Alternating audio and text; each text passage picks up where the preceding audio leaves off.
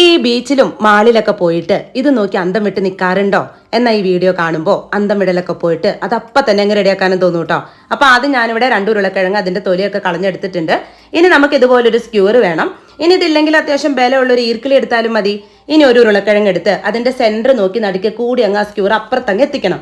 ഇനി കത്തി എടുക്കുക. എന്നിട്ട് ഞാൻ ഈ ചെയ്യുന്ന പോലെ ഒന്നങ്ങ് റൊട്ടേറ്റ് ചെയ്ത് കൊടുക്കാട്ടോ.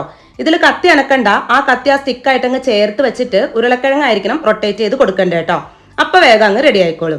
എന്നിട്ട് ധൃതി പിടിക്കാതെ പയ്യതാ ഇതുപോലെ അകത്തി കൊടുക്കാം. അപ്പൊ അതും സെറ്റായി വന്നിട്ടുണ്ട്.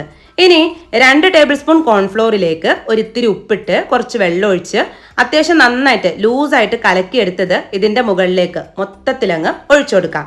എന്നിട്ടില്ലേ നല്ല ചൂടായ എണ്ണയിലേക്കിട്ട് ഒരു മീഡിയം ഫ്ലെയിമിലിട്ട് ഒന്നങ്ങ് തിരിച്ചും മറിച്ചൊക്കെ ഇട്ട് റെഡിയാക്കി എടുക്കാം കേട്ടോ.